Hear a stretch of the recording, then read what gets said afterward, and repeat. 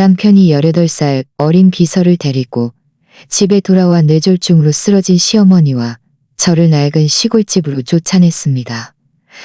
그날 밤 시어머니는 제게 놀라운 유언을 남겼죠. 한울그룹의 90%의 지분을 당신이 상속받으라고요. 제 이름은 지은 올해 30살입니다. 민준 씨와 결혼한 지 5년, 뇌졸중으로 쓰러진 시어머니를 3년 내내 돌봐왔어요. 그 3년 동안 저는 직장을 그만두고 매일 대소변을 받아내고 식사를 떠먹여드리고 몸을 닦아드리며 시어머니를 지극정성으로 보살폈습니다. 이웃들은 저를 보기 드문 효부라고 칭찬했어요. 하지만 저는 상상조차 하지 못했습니다. 제가 진심을 다해 바친 헌신이 결국 집에서 쫓겨나는 결과로 돌아올 줄은요. 그날 밤은 비가 억수같이 쏟아지고 천둥 번개가 요란하게 치는 밤이었습니다. 시어머니의 몸을 닦아드리고 잠자리에 편안히 모셔드린 후 문 잠금 장치가 돌아가는 소리가 들렸어요. 저는 민준 씨가 돌아왔다고 생각하고 그의 서류 가방을 받아주기 위해 서둘러 나갔습니다. 하지만 문을 열어보니 민준 씨 옆에는 19세쯤 되어 보이는 젊은 여자가 서 있었어요. 몸에 달라붙는 원피스를 입고 짙은 화장을 한 채 민준 씨의 팔짱을 끼고 있었죠. 저는 잠시 멍하니 서서 민준 씨에게 물었습니다. 민준 씨, 이분은 누구시죠? 민준 씨는 저를 거칠게 밀치며 차가운 목소리로 말했습니다. 내 새비서 하늘이야. 오늘 밤 갈 곳이 없어서 우리 집에서 하루 묵을 거야. 저는 하늘이라는 여자가 입은 누가 봐도 비싸 보이는 원피스를 보았고 민준 씨를 바라보며 불길한 예감이 가슴을 짓눌렀습니다. 하늘은 저를 위아래로 훑어보더니 입가에 경멸의 미소를 띠고 아무 말도 하지 않았습니다. 민준 씨는 서류 가방을 소파에 던지듯 내려놓고 거실 한가운데로 걸어와 허리에 손을 얹고 말했습니다. 지은 씨, 할 말이 있어. 어머니는 지금 조용한 환경이 필요해. 우리가 사는 이 집은 너무 시끄러워서 어머니께 좋지 않아. 제 가슴이 철렁 내려앉았습니다. 저는 그에게 물었습니다. 그럼 민준 씨 말은? 민준 씨는 제가 말을 마치기도 전에 말했습니다. 나는 이미 다 생각했어. 어머니를 시골의 낡은 집으로 모시고 요양하게 할 거야. 당신도 따라가서 어머니를 돌봐드려. 저는 제 귀를 의심할 수밖에 없었습니다. 낡은 집이요? 그곳은 몇 년 동안 아무도 살지 않아서 너무 낡고 허름해요. 난방도 안 되는데 어떻게 사람이 살아요? 어머니는 지금 몸이 이렇게 안 좋으신데 그곳에 가시면 어떻게 견디실 수 있겠어요? 민준 씨는 눈살을 찌푸리며 짜증난다는 듯이 말했습니다. 뭘 그렇게 말이 많아? 가라면 그냥 가면 돼. 낡은 집은 내가 사람 시켜서 간단하게 정리해뒀으니 살만할 거야. 어머니는 거기서 요양하시는 게 몸에 더 좋을 거야. 저는 그를 바라보았고 옆에서 의기양양한 표정으로 서 있는 하늘을 보았습니다. 그 순간 저는 모든 것을 깨달았습니다. 그가 시어머니를 요양시키려는 것이 아니라 저와 시어머니를 쫓아내고 이 비서에게 자리를 내주려는 것이었습니다. 저는 억지로 눈물을 참으며 말했습니다. 민준 씨, 제가 3년 동안 어머니를 돌봤어요. 공이 없어도 고생은 했잖아요. 그런데 이렇게 우리를 쫓아낸다고요? 저에게, 그리고 어머니께 너무하는 거 아니에요? 민준 씨는 비웃으며 말했습니다. 고생? 내가 매달 당신한테 생활비를 준 건 이런 일 하라고 준 거 아니었어? 그리고 어머니는 내 어머니야. 내가 어머니를 해칠 리가 없잖아. 그때 방 안에서 시어머니의 기침 소리가 들려왔습니다. 저는 서둘러 방으로 달려갔고 시어머니가 방금 전에 말다툼 때문에 깨어나 힘겹게 기침하고 계신 것을 보았습니다. 저는 시어머니의 등을 쓸어드렸고 시어머니는 제 손을 잡으며 죄책감 가득한 눈빛으로 저를 바라보셨습니다. 그곳이 환경이 좋아서 회복에 더 도움이 될 거예요. 기어머니가 깨어난 것을 보고는 목소리를 조금 낮춰 말했습니다. 어머니, 제가 지은 씨와 찬이를 조금 낮춰 말했습니다. 시어머니는 고개를 저으며 아무 말도 하지 못하셨습니다. 민준 씨는 아랑곳하지 않고 저에게 돌아서서 말했습니다. 지은 씨, 꼬물거리지 말고 지금 당장 짐 싸. 사람 시켜서 모셔다 드릴게.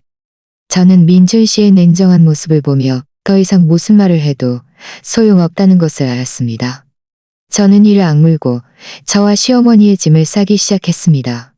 저는 필수적인 옷가지와 시어머니의 상비약만 챙겨 2개의 여행 가방에 넣었습니다. 민준 씨는 경호원 챙겨 2개의 여행 가방에 넣었습니다. 그리고 경호원들에게 시어머니를 조심스럽게 차에 모시라고 지시했습니다. 저는 그 뒤를 따랐고 제 가슴은 칼로 베는 듯 아팠습니다. 차에 오르기 전 저는 5년 동안 살았던 이 집을 뒤돌아보았습니다. 결국 눈물을 참지 못하고 흘러내렸습니다. 민준 씨는 문 앞에 서 있었고 그 옆에는 하늘이 서 있었습니다. 2 사람은 우리를 배웅할 생각조차 없어 보였습니다. 하늘은 심지어 민준 씨의 팔짱을 끼고 저를 향해 도발적인 미소를 지었습니다.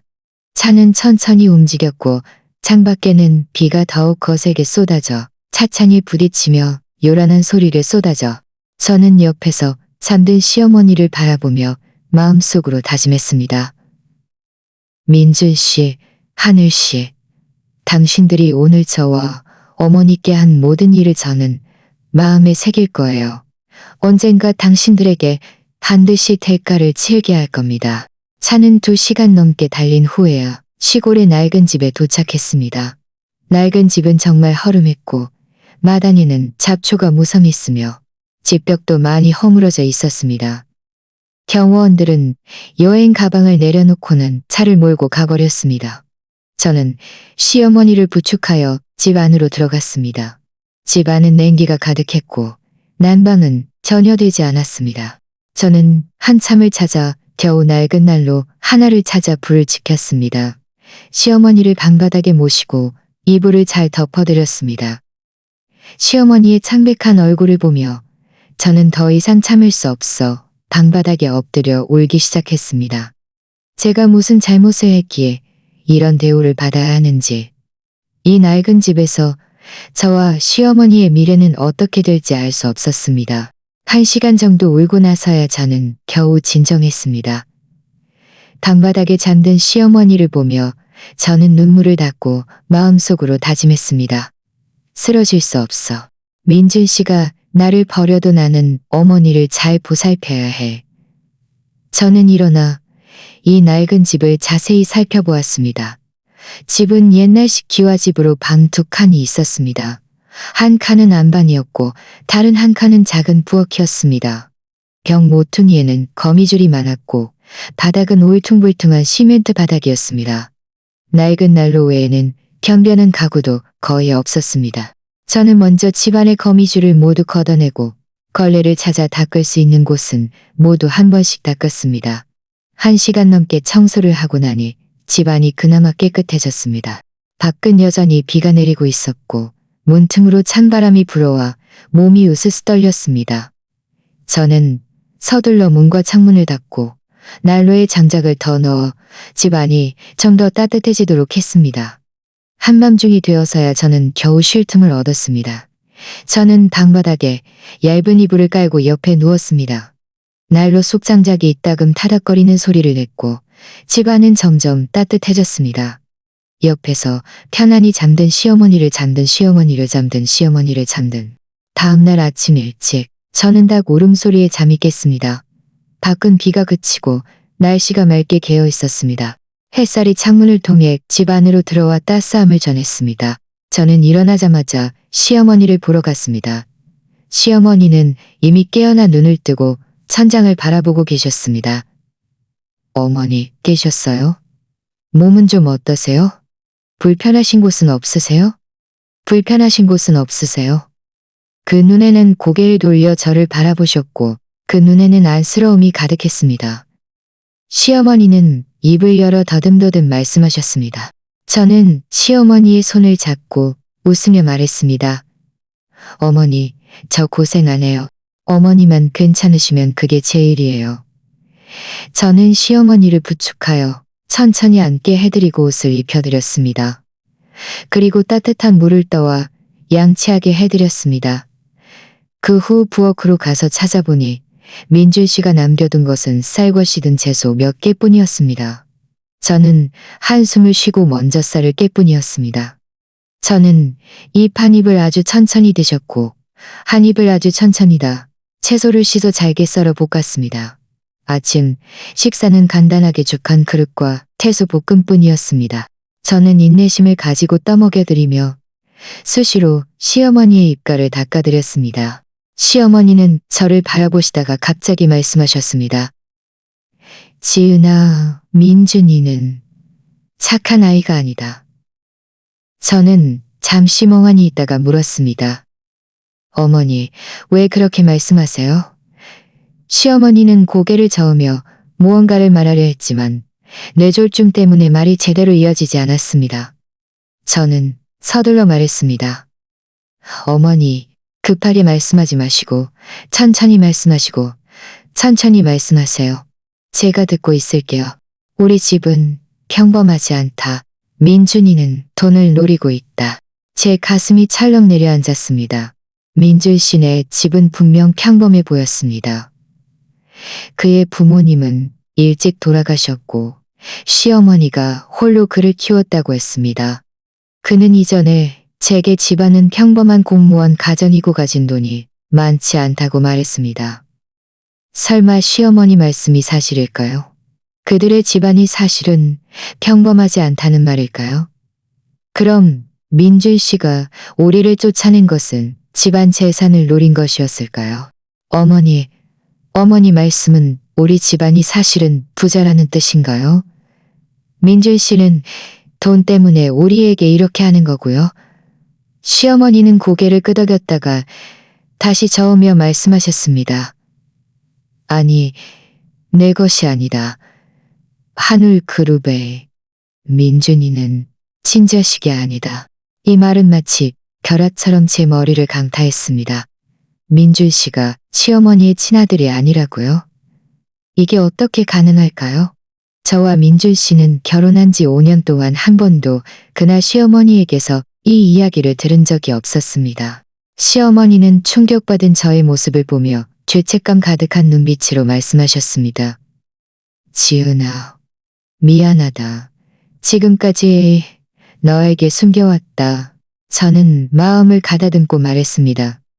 어머니, 저에게 미안하다고 말씀하지 마세요. 어머니께도 분명 사정이 있으셨을 거예요. 어머니께도 분명 사정이 있으셨을 거예요. 천천히 말씀해 주세요. 민준 씨가 도대체 어떻게 된 일이에요?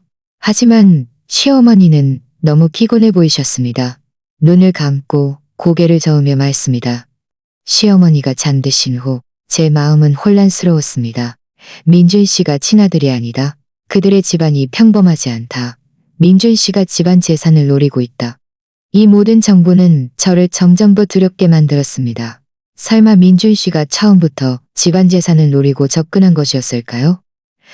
그렇다면 저 씨의 속셈은 너무나 깊은 것이었을까요? 그렇다면 저와 결혼한 것도 그저 자신이 착한 아들처럼 보이기 위한 수단이었을까요? 저는 마당으로 나가 나란히 잡초들을 보았습니다. 지난 5년 동안 그는 제게 아주 잘해준 것은 아니었지만 그렇다고 못해준 것도 아니었는데 그 모든 것이 연기였다니. 정오쯤 저는 마을의 작은 가게에 가서 고기와 채소를 좀 샀습니다. 가게는 아주 작았고 물건도 많지 않았습니다.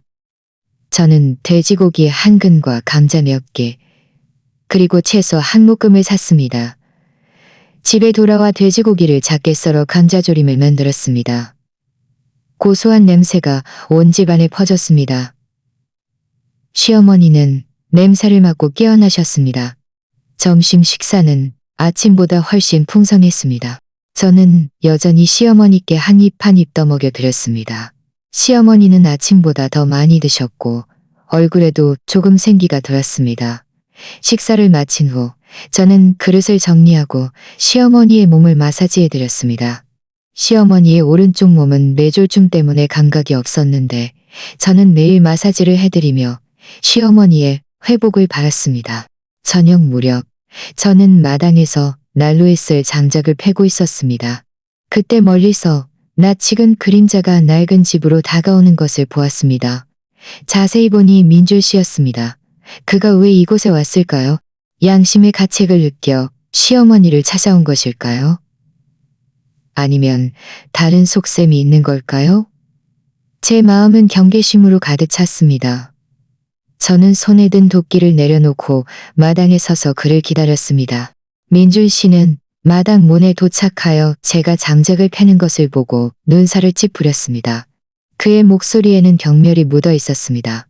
지은 씨, 당신은 아주 한가하네. 어머니는? 몸은 어떠셔? 저는 차갑게 말했습니다. 어머니는 잘 계세요.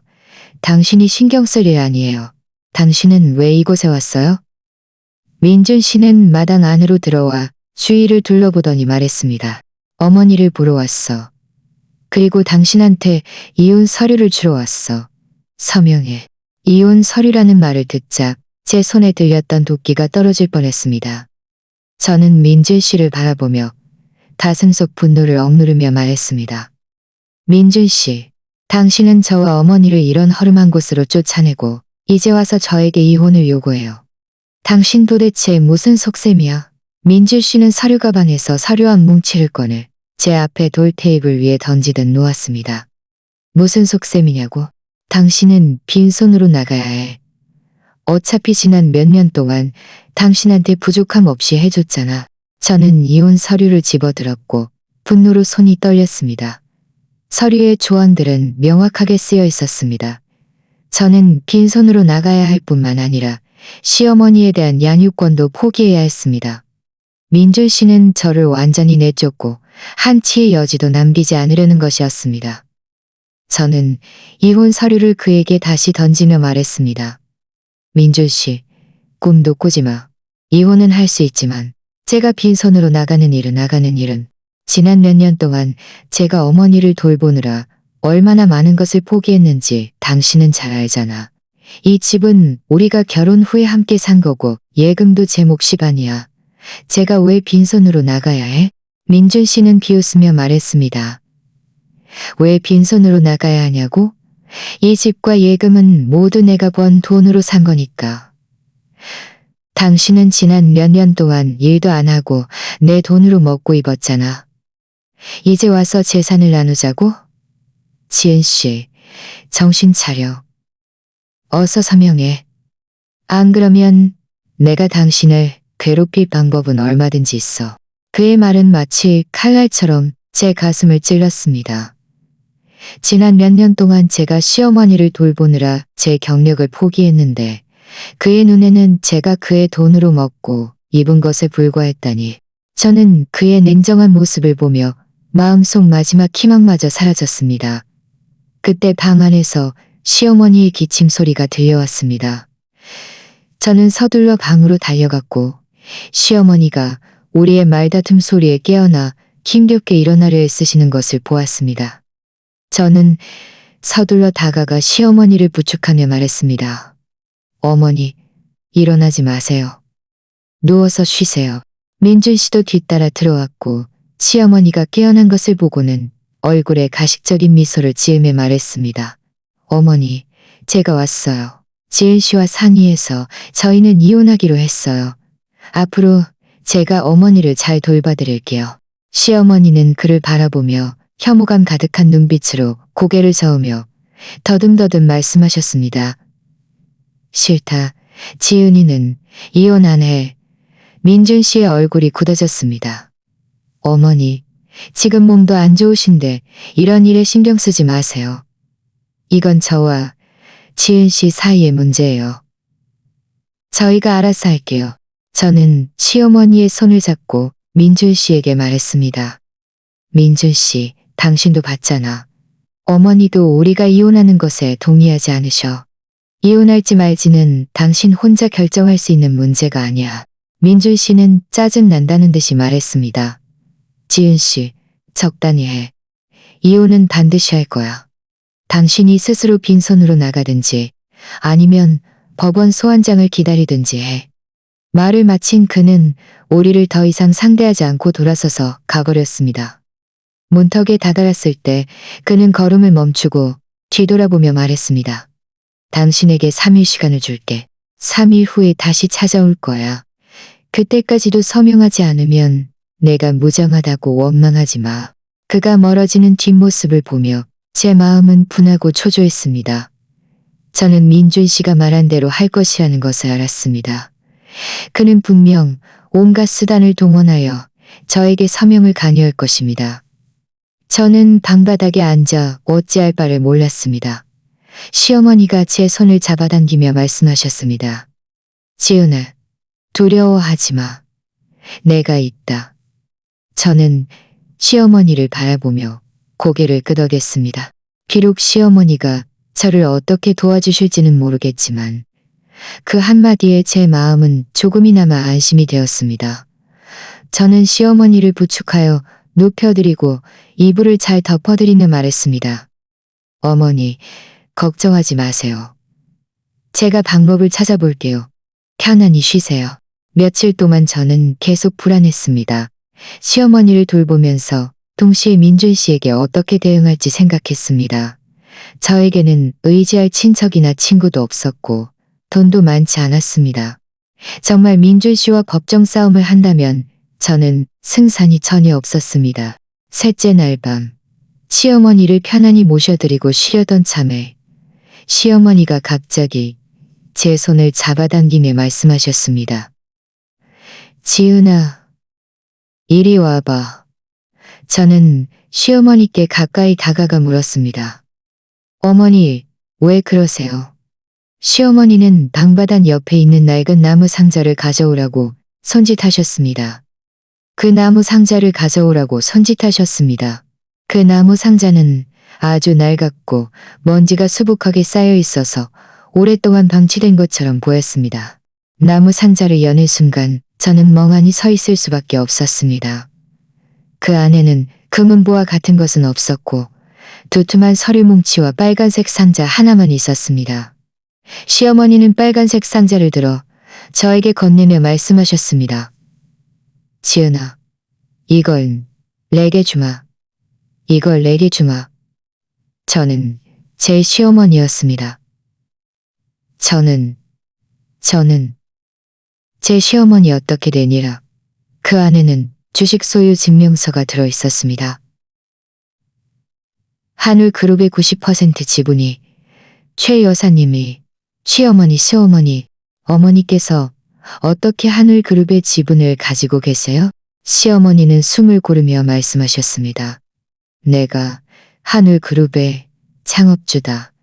그동안 조용히 살려고 겸손하게 지냈을 뿐이다.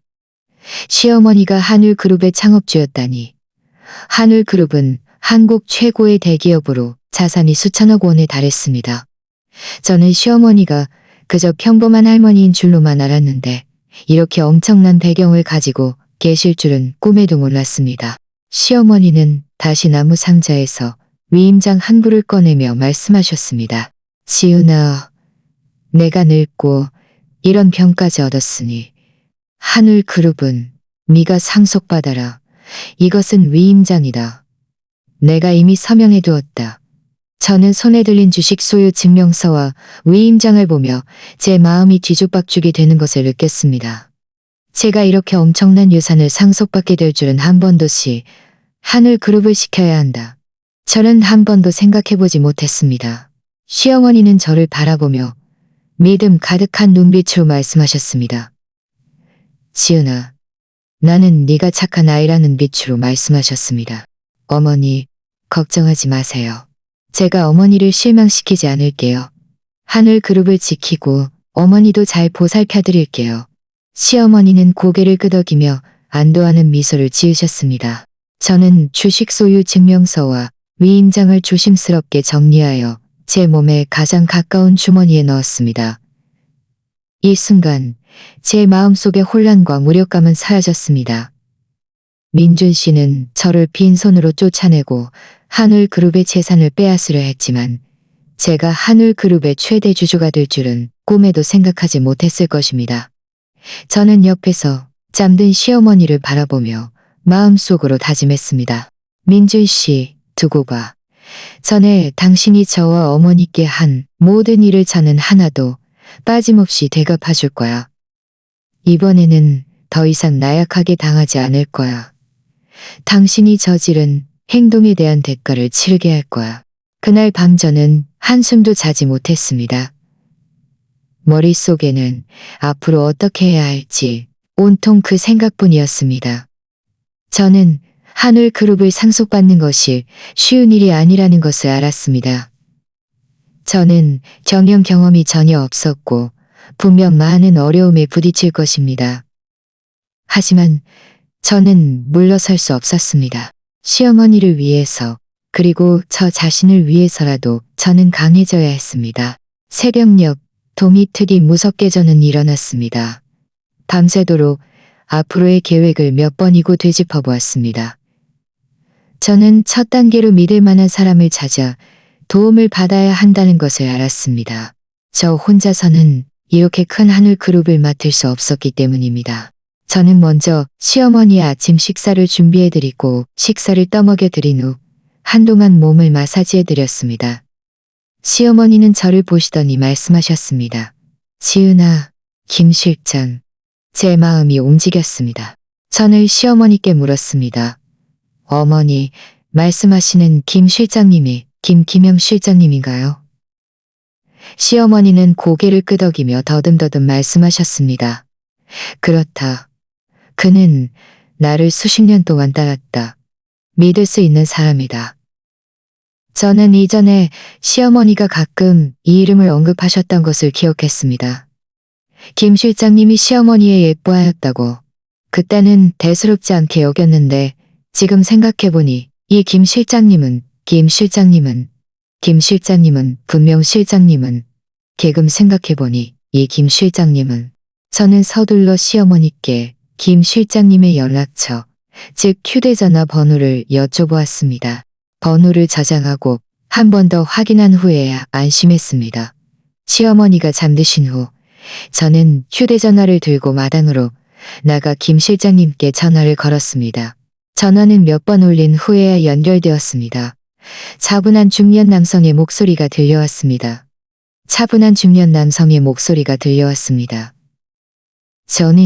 저는 심호흡을 하고 말했습니다. 저는 실장님의 안녕하세요. 저는 최 여사님의 며느리 지은입니다. 저는 최 여사님의 며느리 지은입니다. 혹시 사모님께 무슨 일이 생기신 건가요? 저는 말했습니다. 김 실장님, 저희 시어머니께서 몸이 좀 안 좋으셔서요. 저에게 김 실장님께 연락드리라고 하셨어요. 저희는 지금 시골의 낡은 집에 있는데 중요한 이야기가 있어서 직접 만나 뵙고 싶습니다. 김 실장님은 서둘러 말했습니다. 네, 지은 사모님. 잠시만 기다려 주십시오. 제가 지금 바로 그곳으로 가겠습니다. 낡은 집 주소를 저에게 보내주십시오. 저는 김 실장님께 주소를 저에게 보내주십시오. 전화를 끊고 나니 제 마음은 한결 가벼워졌습니다. 김 실장님이 도와주시면 분명 많은 우여곡절을 겪지 않아도 될 것입니다. 2시간쯤 후 검은색 세단 한 대가 낡은 집 문 앞에 멈춰 섰습니다. 차 문이 열리고 검은색 양복을 입고 머리를 단정하게 빗어넘긴 중년 남성이 내렸습니다. 그는 저를 보더니 빠른 걸음으로 다가와 말했습니다. 지은 사모님, 안녕하세요. 저는 김기명입니다. 저는 고개를 끄덕이며 말했습니다. 김 실장님, 안녕하세요. 어서 들어오세요. 저는 김 실장님을 집 안으로 안내하고 따뜻한 물 한 잔을 내어드렸습니다. 김 실장님은 주위를 둘러보더니 눈살을 찌푸리며 말했습니다. 지은 사모님, 사모님께서 어쩌다 이런 곳에 계시게 되셨습니까? 저는 한숨을 쉬고 민준 씨가 우리를 쫓아낸 이야기를 간단히 해드렸습니다. 김 실장님은 이야기를 듣고 화가 나서 테이블을 내리쳤습니다. 이 민준이라는 녀석이 너무 심하군요. 사모님께서 그를 얼마나 아끼셨는데 어떻게 이런 은혜를 원수로 갚는 짓을 할 수 있단 말입니까? 저는 시어머니를 방바닥에서 깨웠습니다. 시어머니는 김 실장님을 보시고는 얼굴에 희미한 미소를 띠셨습니다. 김 실장. 김 실장님은 방바닥으로 다가와 공손하게 말했습니다. 사모님, 괜찮으십니까? 시어머니는 고개를 끄덕이며 말씀하셨습니다. 나는 괜찮다, 김 실장. 지은이는 내가 고른 사람이다. 한울그룹은 그에게 맡겨도 안심이다. 김 실장님은 고개를 끄덕이며 말했습니다. 사모님, 걱정하지 마십시오. 제가 반드시 지은 사모님을 보필하여 한울그룹을 지켜내겠습니다. 지은 사모님, 무슨 지시사항이라도 있으시면 말씀해 주십시오. 제가 최선을 다해 처리하겠습니다. 저는 몸에 가장 가까운 주머니에서 주식 소유 증명서와 위임장을 꺼내 김 실장님께 건네며 말했습니다. 김 실장님, 이것은 시어머니께서 저에게 주신 주식 소유 증명서와 위임장입니다. 시어머니께서 저에게 한울그룹의 90% 지분을 상속받으라고 하셨습니다. 이 일은 저에게 맡겨주십시오. 이 일은 저에게 맡겨주십시오. 명예 변경 절차를 도와주셨으면 합니다. 김 실장님은 서류를 받아 자세히 읽어본 후 진지하게 말했습니다. 최대한 빨리 처리해드리겠습니다. 저는 다시 말했습니다. 김 실장님, 한 가지 더 부탁드릴 일이 있습니다. 민준 씨는 우리를 쫓아냈을 뿐만 아니라 저를 빈손으로 내쫓으려 합니다. 그는 분명 계속해서 재산을 노리고 있을 것입니다. 김 실장님께서 그가 결혼 생활 중 외도하고 재산을 빼돌린 증거를 수집하는 것을 도와주셨으면 합니다. 특히 그가 재산을 빼돌린 흔적을 찾아주시면 좋겠습니다. 김 실장님은 말했습니다. 민준 씨가 지난 몇 년 동안 회사에서 수상한 움직임을 보인 것은 사실입니다. 제가 사모님의 체면 때문에 지금까지는 눈 감아주었을 뿐입니다. 이제 그가 이런 짓을 저질렀으니 제가 모든 증거를 수집해드리겠습니다. 김 실장님의 이 말에 제 마음은 더욱 든든해졌습니다. 저는 김 실장님과 한동안 더 이야기를 나누며 한울그룹의 기본적인 상황에 대해 물었습니다. 김 실장님은 한울그룹이 부동산, 금융, 기술 등 여러 분야에 걸쳐 사업을 하고 있으며 규모가 매우 크다고 말해주었습니다. 회사에는 시어머니와 함께 회사를 일궈온 몇몇 원로 임원진이 있는데 그들은 모두 믿을 수 있는 사람들이라고 했습니다. 주식 소유 증명서만 있으면 그들이 모두 저를 지지할 것이라고요. 이야기를 마친 후 김 실장님은 말했습니다. 지은 사모님, 저는 지금 바로 돌아가서 주식 명의 변경 절차를 처리하고 동시에 증거 수집을 시작하겠습니다. 사모님께서는 이곳에서 사모님을 잘 돌봐주십시오. 무슨 일이 생기면 제가 수시로 연락드리겠습니다. 그리고 사모님과 사모님께 생활용품과 식료품을 좀 보내드리겠습니다. 낡은 집은 너무 열악합니다. 저는 서둘러 말했습니다. 김 실장님, 괜찮아요. 저희는 이곳에서 잘 지낼 수 있어요. 김 실장님은 말했습니다.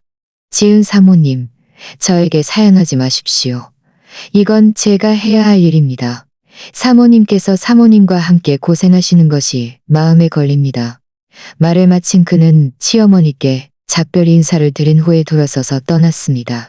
김 실장님이 떠난 지 얼마 되지 않아 두 사람이 많은 생활용품과 식료품을 가져왔고 작은 부엌 큰 물건들로 가득 찼습니다. 며칠 동안 저는 시어머니를 돌보면서 김 실장님의 소식을 기다렸습니다. 김 실장님은 매일 저에게 전화를 걸어 진행 상황을 보고했습니다. 그는 주식 명의 변경 절차가 이미 진행 중이며 시어머니의 위임장과 서명 덕분에 순조롭게 처리되고 있다고 했습니다. 증거 수집도 초기 단계에서 진전이 있었습니다. 그는 민준 씨가 최근 하늘이라는 젊은 여자와 매우 가깝게 지내며 두 사람이 자주 고급 호텔과 백화점을 드나드는 것을 확인했다고 했습니다. 또한 민준 씨가 최근에 드나드는 것을 확인했다고 했습니다. 저는 김 실장님께 그 거액 송금의 행방과 하늘의 신분 정보를 집중적으로 조사해달라고 요청했습니다. 김 실장님은 이미 조사 중이며 곧 결과가 나올 것이라고 했습니다. 이 며칠 동안 민준 씨는 저를 다시 찾아오지 않았습니다. 아마도 제가 궁지에 몰려 스스로 그에게 전화하여 애원하기를 기다리고 있었을 것입니다. 그는 제가 이미 자신의 운명을 쥐고 있다는 것을 꿈에도 생각하지 못했을 것입니다. 닷새째 오후 김 실장님에게서 전화가 왔습니다. 주식 명의 변경 절차가 완료되었으니 회사로 와서 몇몇 원로 임원진을 만나 회사 상황에 익숙해져 달라는 것이었습니다. 그는 또한 민준 씨가 재산을 빼돌린 증거도 찾았다고 말했습니다. 그 거액 송금은 모두 하늘에게 보낸 것으로 총 2억만 위안이 넘는 금액이었습니다. 게다가 그는 이 안이 민준 씨의 비서이며 두 사람이 이미 동거 중이라는 게 두살이며 두 사람이 이미 동거 중이라는 것도 알아냈습니다. 저는 이 말을 듣고 중이라는 것도 알아냈습니다. 전화를 끊고 저는 방바닥으로 가서 시어머니께 말씀드렸습니다. 어머니, 주식 명의 변경 절차가 완료되었어요. 내일 제가 회사로 갈 거예요. 걱정하지 마세요. 제가 반드시 한울그룹을 지켜낼게요. 시어머니는 저를 보시더니 고개를 끄덕이며 안도하는 미소를 지으셨습니다. 밤에는 특별히 정장 차림을 골랐습니다. 주식 소유 증명서와 관련 서류도 모두 정리하여 가방에 넣었습니다. 저는 내일 회사에 가면 분명 많은 도전에 직면할 것이라는 것을 알았지만 이미 준비를 마쳤습니다. 민준 씨의 좋은 시절은 끝났습니다. 다음 날 아침 일찍 저는 평소보다 더 일찍 일어났습니다. 시어머니의 아침 식사를 준비해드리고 식사를 떠먹여드린 후 30분 동안 몸을 마사지해드렸습니다. 시어머니의 상태가 안정적인 것을 확인한 후 저는 어젯밤 준비해둔 정장을 갈아입었습니다. 검은색 정장을 갈아입었습니다. 디자인은 간단했지만 이분이 단정하고 깔끔해 보였습니다. 저는 거울을 보며 머리를 정리하고 심호흡을 해보며 머리를 정리하고 심호흡을 하며 가방을 들고 막 집을 나서려는데 마당 대문이 누군가에게 발로 차이며 열렸습니다. 민준 씨가 하늘을 데리고 들어왔고 그 뒤에는 검은 옷을 입은 경호원 2명이 따랐습니다. 하늘은 여전히 몸에 달라붙는 원피스를 입고 명품 가방을 든 채 민준 씨의 팔짱을 끼고 있었습니다. 마당에 들어서자마자 주위를 둘러보며 입가에 경멸의 미소를 숨기지 못했습니다. 지은 씨, 당신은 아주 한가하네. 아직도 이렇게 차려입고 있네. 민준 씨의 목소리에는 비웃음이 묻어 있었습니다. 그는 제 앞으로 걸어와 저를 위아래로 훑어보더니 말했습니다. 생각이 바뀌었어? 이혼 서명할 준비가 됐어? 저는 차갑게 그를 바라보며 말했습니다. 제가 어디에 가고 뭘 입든 당신과 상관없어. 당신은 오늘 또 무슨 일로 왔어? 하늘은 한 걸음 앞으로 다가와 교활한 목소리로 말했습니다. 지은 언니, 민준 오빠는 좋은 마음으로 언니에게 알려주러 온 거예요. 3일 시간이 이미 지났으니 언니도 현명하게 얼른 이혼 서류에 서명하고 빈손으로 나가세요. 그러면 모두 편해지잖아요. 그러면 민준 오빠가 강제 조치를 취할 수도 있어요. 저는 그녀를 무시하고 여전히 민준 씨를 노려보며 말했습니다. 다시 말하지만 민준 씨의 얼굴이 굳어졌습니다.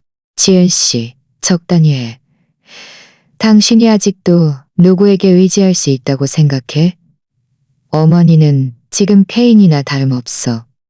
당신을 전혀 도와줄 수 없어. 당신이 이런 허름한 곳에 머물면서 무슨 앞날이 있겠어? 서명하면 내가 약간의 보상을 해줄 수도 있지만 안 그러면 당신은 한 푼도 받지 못할 거야. 그는 말하면서 서류 가방에서 이혼 서류를 꺼내 제 발밑에 던졌습니다. 저는 몸을 굽혀 이혼 서류를 주워 산산조각 내어 바닥에 던지며 말했습니다. 민준 씨, 꿈도 꾸지 마. 이혼은 할 거지만 나는 법적인 절차를 통해 내 모든 것을 되찾을 거야. 당신이 부부 공동 재산을 빼돌리고 정부를 먹여 살린 것. 나는 판사님께 당신이 재산을 적게 받거나 아예 받지 못하게 할 거야. 민준 씨는 잠시 멍하니 있다가 이내 크게 웃었습니다.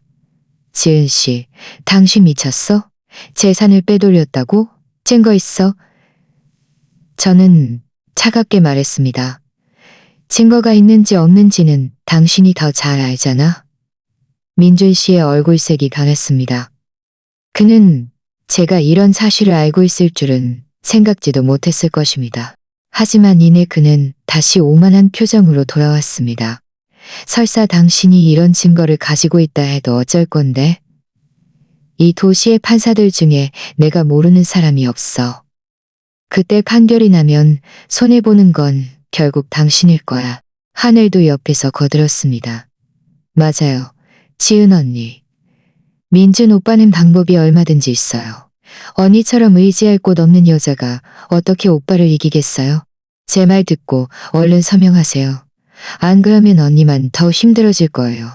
저는 이 파렴치한 인간들을 보며 역겨움을 느꼈습니다.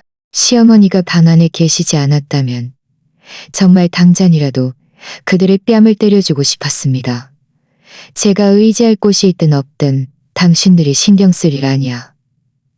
저는 문 쪽으로 2걸음 걸어가 그들 앞을 가로막았습니다. 당신들 얼른 여기서 나가. 여기서 저와 어머니를 방해하지 마. 민줄 씨는 저를 거칠게 밀치며 말했습니다. 지을 씨, 길을 막지 마. 나는 오늘 당신에게 사명하게 하러 왔을 뿐만 아니라 어머니도 보러 왔어. 어차피 나도 어머니의 명목상 아들이잖아. 그 말을 마친 그는 하늘을 데리고 방 안으로 들어가려 했습니다. 저는 서둘러 그들을 쫓아가 막아서며 말했습니다. 민준 씨, 들어가지 마. 어머니는 쉬셔야 해. 당신들에게 방해받고 싶어 하지 않으셔. 민준 씨는 짜증난다는 듯이 말했습니다. 당신은 여기에서 착한 척하지 마. 어머니는 내 어머니야. 내가 언제든 어머니를 보러 올 수 있어. 그는 저를 힘껏 밀쳤고 저는 균형을 잃고 바닥에 넘어졌습니다. 방 안의 시어머니는 소란스러운 소리를 듣고 크게 기침하기 시작했습니다. 저는 서둘러 일어나 방 안으로 달려갔고 시어머니가 침대에서 내려오려 애쓰시는 것을 보았습니다. 저는 서둘러 다가가 시어머니를 부축하며 말했습니다. 어머니, 일어나지 마세요. 괜찮아요. 시어머니는 저를 바라보시며 안쓰러움 가득한 눈빛으로 그리고 문가에 서 있는 민주희 씨를 향해서는 분노에 몸을 떨며 말씀하셨습니다. 나가. 너 당장 나가. 민주희 씨는 시어머니를 보고 얼굴에 가식적인 미소를 지으며 말했습니다. 어머니, 화내지 마세요. 제가 어머니를 보러 왔어요. 어머니께 보양식도 좀 사왔어요.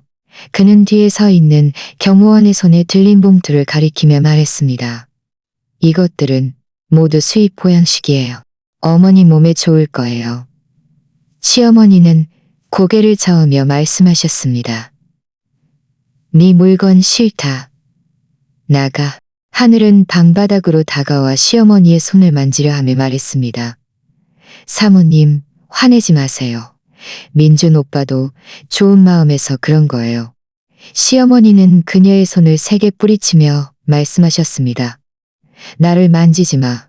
하늘은 깜짝 놀라 민준 씨를 향해 불쌍한 표정으로 말했습니다.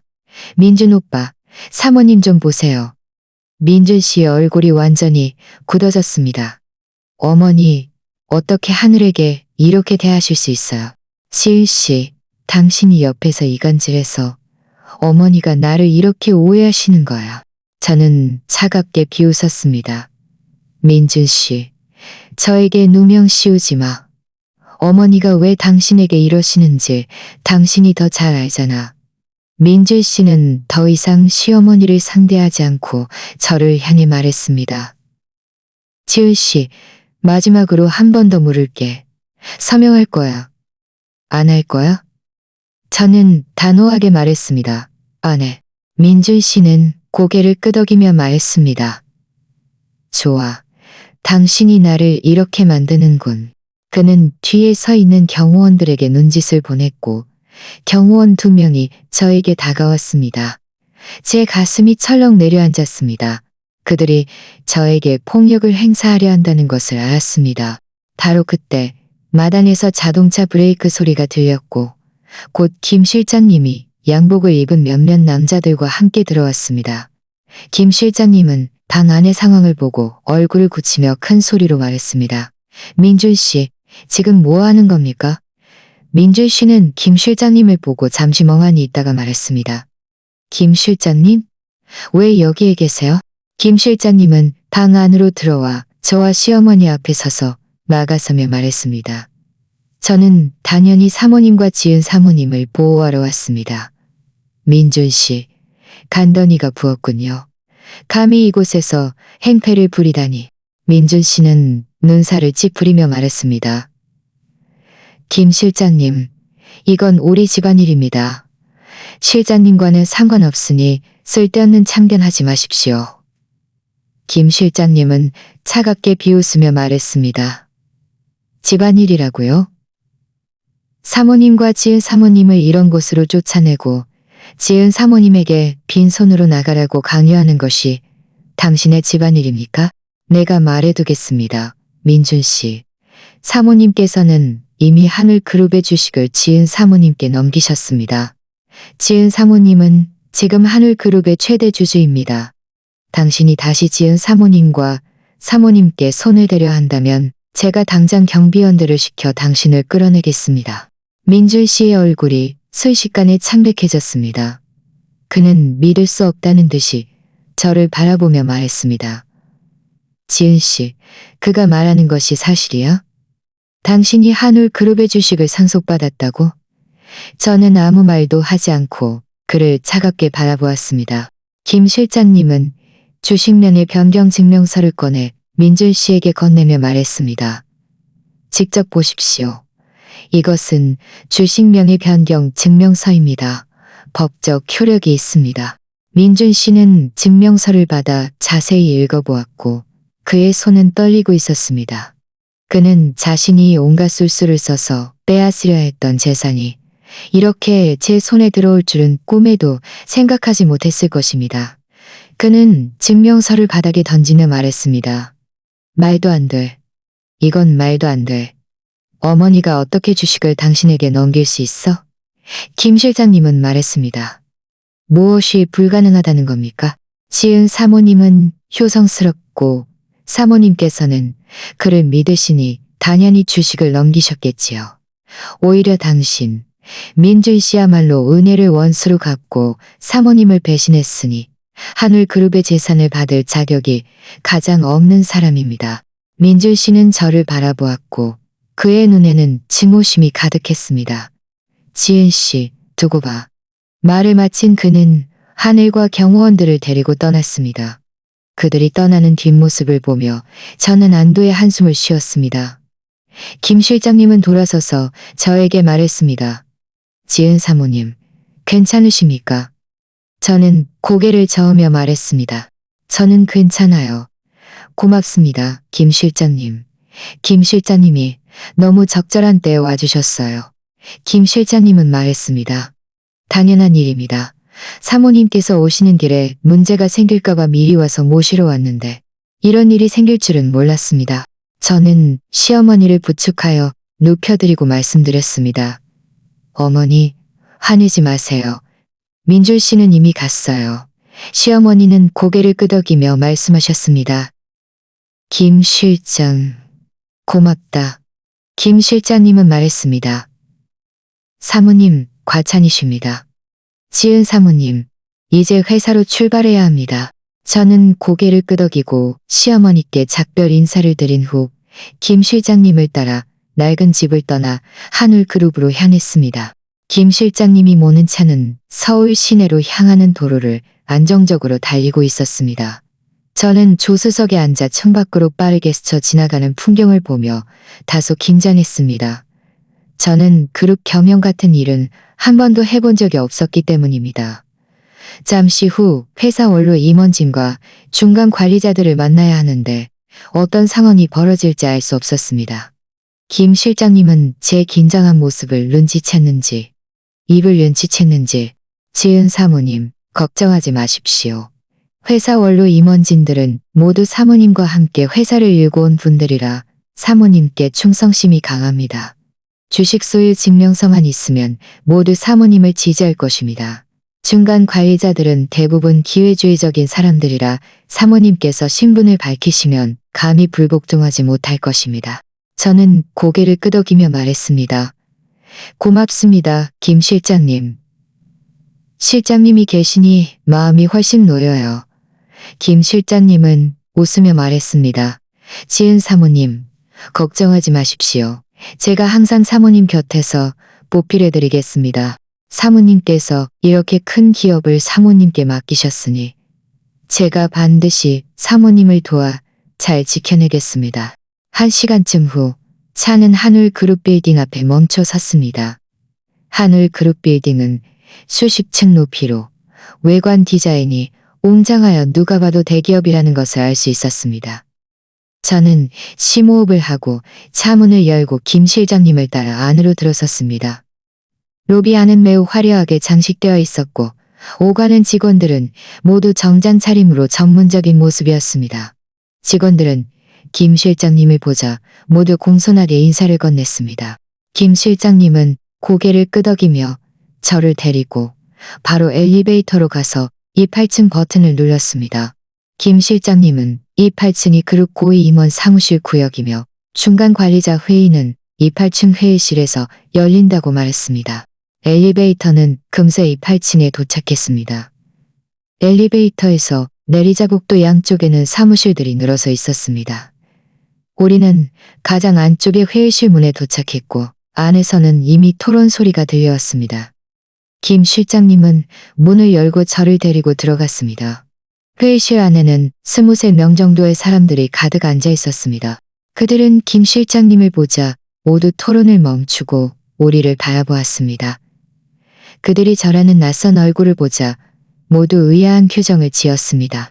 머리가 하얀 노인이 입을 열어 김 실장님께 물었습니다. 김 실장, 이분은 누구십니까? 김 실장님은 회의실 중앙으로 걸어가 말했습니다. 여러분, 소개해드리겠습니다. 그리고 우리 한울그룹의 현재 최대 주주이십니다. 사모님께서는 이미 자신이 보유한 90%의 주식을 지은 사모님께 양도하셨습니다. 김 실장님의 말이 끝나자 회의실은 순식간에 술렁거렸습니다. 모두 믿을 수 없다는 듯이 저를 바라보며 웅성거렸습니다. 지은?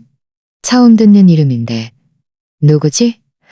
사모님께서 어떻게 주식을 그에게 양도할 수 있지?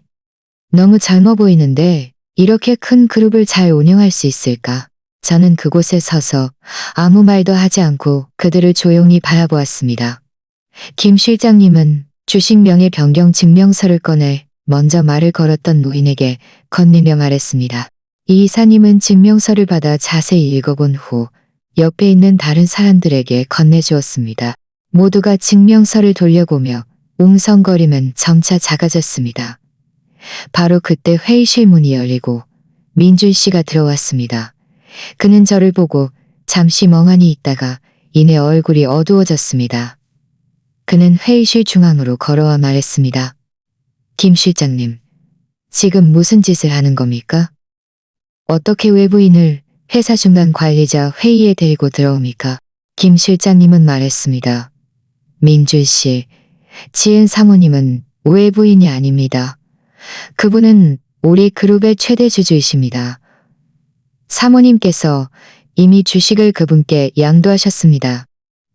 이것은 주식명의 변경 증명서입니다. 민준 씨는 차갑게 비웃으며 말했습니다.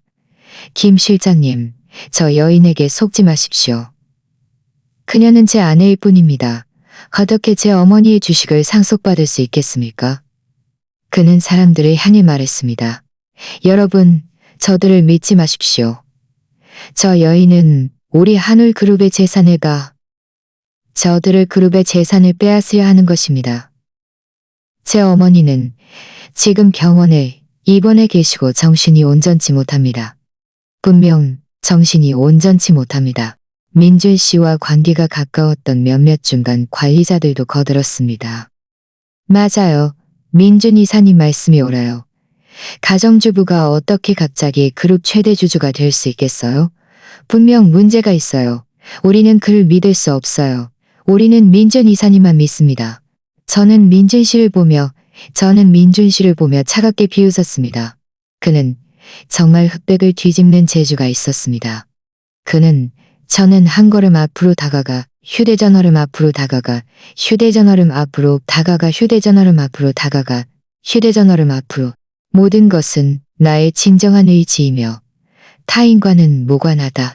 이 녹음 파일은 제가 어제 김 실장님께 부탁하여 특별히 녹음해둔 것이었습니다.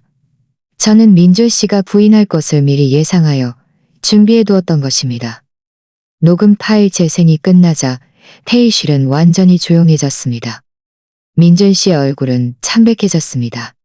그는 제가 이런 증거까지 가지고 있을 줄은 생각지도 못했을 것입니다. 이 이사님은 입을 열었습니다. 예 이사님은 입을 열었습니다. 민준 이사, 사모님의 녹음 증거가 있습니다. 다른 원로 임원진들도 모두 고개를 끄덕이며 동의했습니다. 방금 전 민준 씨를 거들었던 중간 관리자들은 모두 얼굴이 어두워졌고 고개를 숙이고 아무 말도 하지 못했습니다. 저는 민준 씨를 바라보며 차갑게 말했습니다. 민준 씨, 이제 더 할 말이 있으세요? 민준 씨는 이를 악물고 말했습니다. 설사 그녀가 최대 주주라고 해도 어쩔 건데? 그녀는 경영 경험이 전혀 없어서 회사를 제대로 운영할 수 없어. 나는 어머니가 직접 키운 사람이야. 나만이 회사를 발전시킬 수 있어. 저는 차갑게 비웃었습니다. 당신은 기본적인 양심조차 없는데 어떻게 회사를 발전시킬 수 있다는 거야? 아프신 시어머니와 나를 낡은 집으로 쫓아내고 자신은 정부를 데리고 우리 집에서 살면서 부부 공동 재산을 빼돌려 정부를 먹여 살렸잖아. 당신 같은 사람은 한울 그룹에 있을 자격이 없어. 저는 김 실장님이 수집한 민준 씨의 외도와 재산 빼돌린 증거를 꺼내 이 이사님께 건네며 말했습니다. 이 이사님, 그리고 여러분. 이것은 민준 씨의 결혼 생활 중 외도와 재산 빼돌린 증거입니다. 이런 사람이 어떻게 회사 이사를 맡을 수 있겠습니까? 이 이사님과 다른 원로 임원진들은 증거를 확인하고 모두 눈살을 찌푸렸습니다. 민준 씨를 향한 그들의 눈빛은 혐오감으로 가득했습니다. 김 실장님은 말했음이 맞습니다. 여러분, 지은 사모님 말씀이 맞습니다. 민준 씨는 품행이 단정하지 못하여 회사에서 어떤 직책도 맡을 자격이 없습니다. 저는 민준 씨의 모든 직무를 정지하고 조사할 것을 제안합니다. 이 이사님은 고개를 끄덕이며 말했습니다. 동의합니다. 민준 씨, 지금부터 당신의 모든 직무는 정지됩니다. 회사의 추가 조사를 기다리십시오. 다른 원로 임원진과 중간 관리자들도 모두 동의했습니다. 민준 씨는 사람들을 바라보았고 그의 눈에는 절망과 분노가 가득했습니다. 그는 자신이 정교하게 계획했던 모든 것이 이렇게 물거품이 될 줄은 생각지도 못했을 것입니다. 그는 저를 가리키며 말했습니다. 지은 씨, 두고 봐. 나는 이렇게 끝나지 않을 거야. 저는 차갑게 말했습니다. 민준 씨, 당신은 자신의 처지부터 생각하세요. 당신이 회사 재산을 빼돌리고 회사 이익을 침해한 일은 우리가 추가로 조사할 것입니다. 만약 사실로 밝혀지면 우리는 당신의 법적 책임을 물을 것입니다. 민준 씨는 분노에 몸을 떨었지만 한마디도 할 수 없었습니다.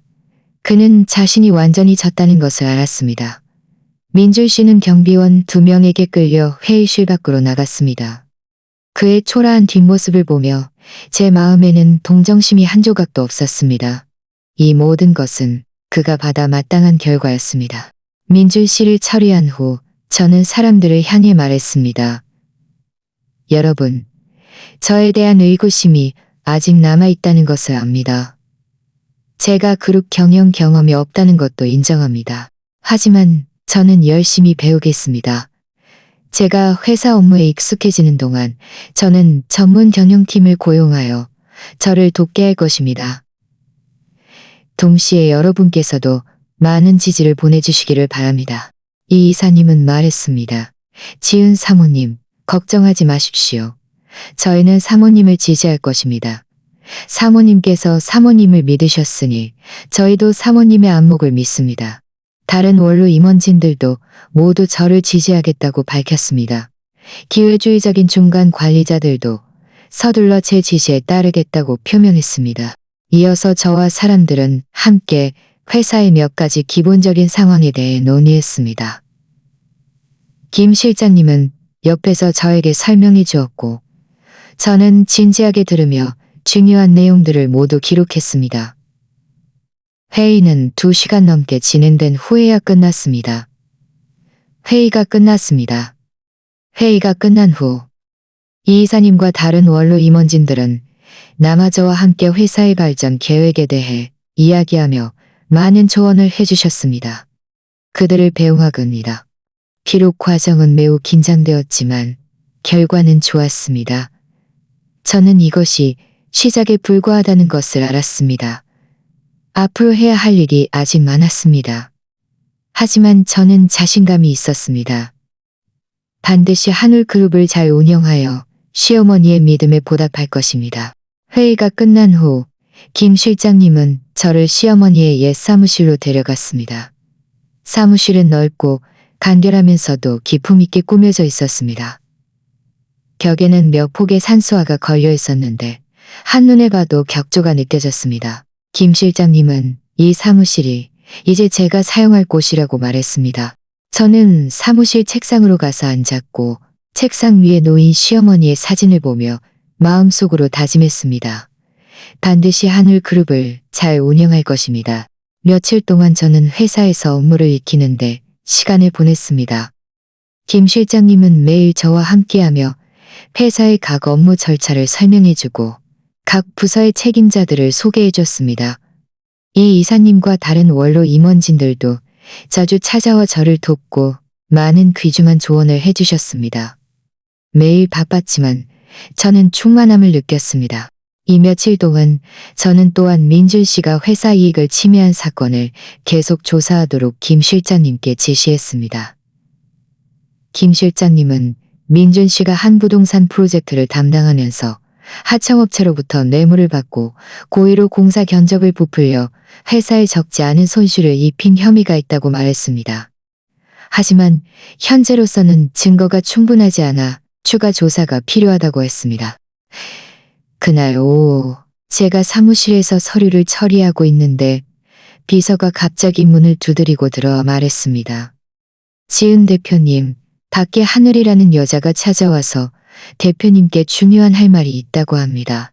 하늘이라는 이름을 듣자 저는 잠시 멍하니 있다가 이내 정신을 차렸습니다.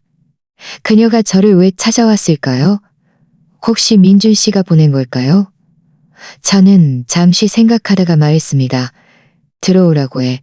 비서는 고개를 끄덕이고 돌아서서 나갔습니다. 곧 하늘이 사무실로 들어왔습니다. 그녀는 오늘 아주 소박하게 옷을 입고 화장도 하지 않은 채 머리도 대충 묶고 있었습니다.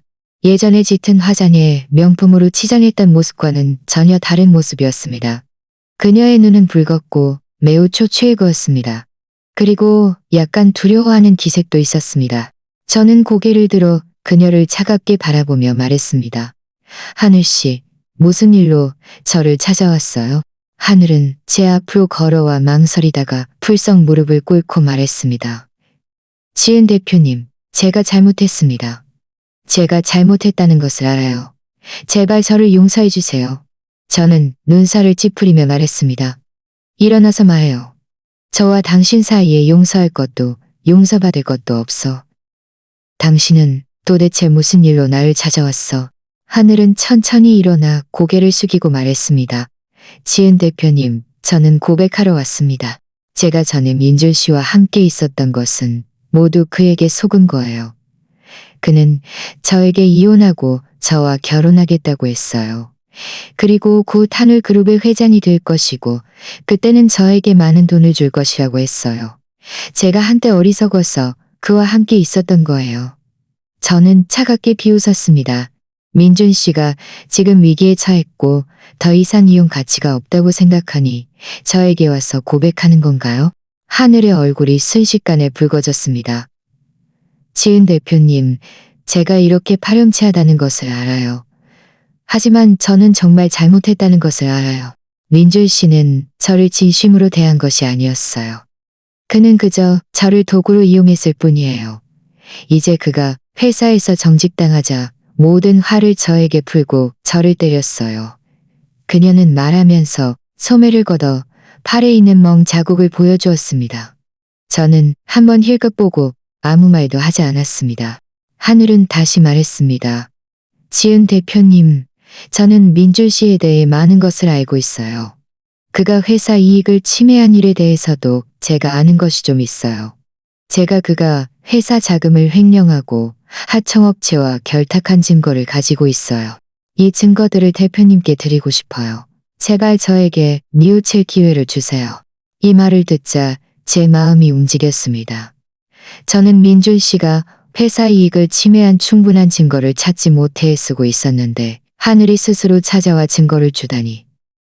이것은 정말 하늘이 무너져도 솟아날 구멍이 있다는 말이었습니다. 저는 그녀를 바라보며 말했습니다. 당신 손에 정말 민준 씨가 회사 이익을 침해한 증거가 있어? 하늘은 힘껏 고개를 끄덕이며 가방에서 USB를 꺼내 저에게 건네며 말했습니다. 지은 대표님, 이 안에는 민준 씨와 하청업체 간의 채팅 기록, 송금 기록, 그리고 그가 뇌물을 받은 녹음 파일이 들어있어요. 이 모든 것은 제가 우연히 보관해둔 거예요. 저는 USB를 받아 옆에 있는 김 실장님께 건네며 말했습니다. 김 실장님, 이 안에 있는 내용을 인수해 주세요. 김 실장님은 고개를 끄덕이고 USB를 들고 나갔습니다. 사무실 안에는 저와 하늘 두 사람만 남았고 분위기는 다소 어색했습니다. 하늘은 고개를 숙이고 계속해서 두 손을 비비며 매우 긴장한 모습이었습니다. 저는 입을 열었습니다.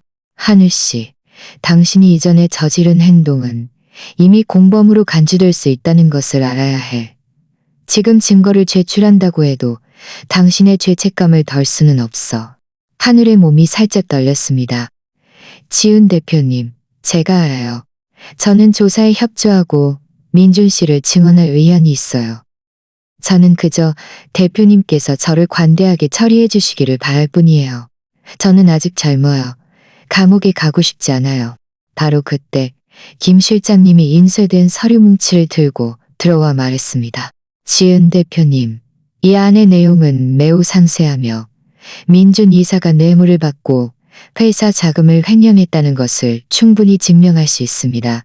저는 서류를 받아 자세히 읽어보았습니다. 채팅 기록과 송금 기록은 매우 명확했고 녹음 파일도 선명했습니다. 민준 씨와 하청업체는 공사비를 어떻게 허위로 청구하고 어떻게 나눠 가질지 명백하게 논의하고 있었습니다. 저는 서류를 책상 위에 놓고 하늘을 바라보며 말했습니다. 이 증거들은 정말 유용하군요. 제가 당신에게 기회를 줄 수 있어요. 우리 조사에 협조하게 할 수 있어요. 하지만 당신은 기억해야 해. 만약 거짓말을 한마디라도 하거나 숨기는 것이 있다면 저는 당신에게 관대하지 않을 거야. 하늘은 서둘러 말했습니다. 지은 대표님, 맹세합니다. 저는 반드시 사실대로 진술할 거예요. 절대로 거짓말을 한마디도 하지 않을 거예요. 저는 회사 법무팀에 전화를 걸어 두 사람을 보내달라고 요청했습니다. 얼마 지나지 않아 법무팀 사람들이 왔습니다. 저는 하늘을 그들에게 맡기고 그들에게 하늘을 데리고 가서 진술서를 받고 관련 증거를 수집하라고 했습니다. 하늘은 법무팀 사람들을 따라 나갔고 나갈 때 저에게 특별히 감사의 인사를 전했습니다. 그녀가 떠나는 뒷모습을 보며 김 실장님은 말했습니다. 지은 대표님, 저 하늘이라는 여인은 정말 기회주의적인 소인배입니다. 전에 민준 이사와 함께 있을 때는 그렇게 오만방자하더니 이제 민준 이사가 몰락하자마자 바로 돌아서서 그를 물어뜯는군요. 저는 웃으며 말했습니다. 그가 어떤 사람이든 상관없어. 그가 민준 씨를 무너뜨리는데 도움을 줄 수 있다면 우리에게는 좋은 일이야. 지은 대표님 말씀이 맞습니다.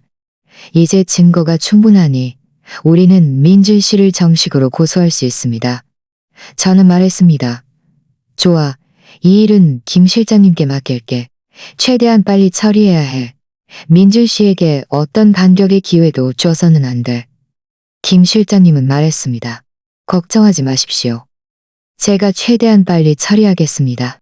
저녁에 저는 낡은 집으로 돌아와 이 일을 시어머니께 말씀드렸습니다. 시어머니는 듣고 고개를 끄덕이며 말씀하셨습니다. 좋다. 악은 악으로 갚는 법이다. 저는 시어머니의 손을 잡고 말씀드렸습니다. 어머니, 걱정하지 마세요. 민준 씨는 곧 마땅한 벌을 받게 될 거예요. 저는 시어머니께 식사를 떠먹여드리고 한동안 몸을 마사지해드린 후 쉬게 해드렸습니다. 저는 마당에 앉아 하늘의 별들을 보며 마음이 매우 평온했습니다. 민준 씨의 문제는 곧 해결될 것이고 저도 안심하고 회사를 경영할 수 있을 것입니다. 다만 하늘의 배신이 이렇게 빨리 찾아올 줄은 몰랐습니다. 이것이 바로 이른바 달리 찾아올 줄은 몰랐습니다.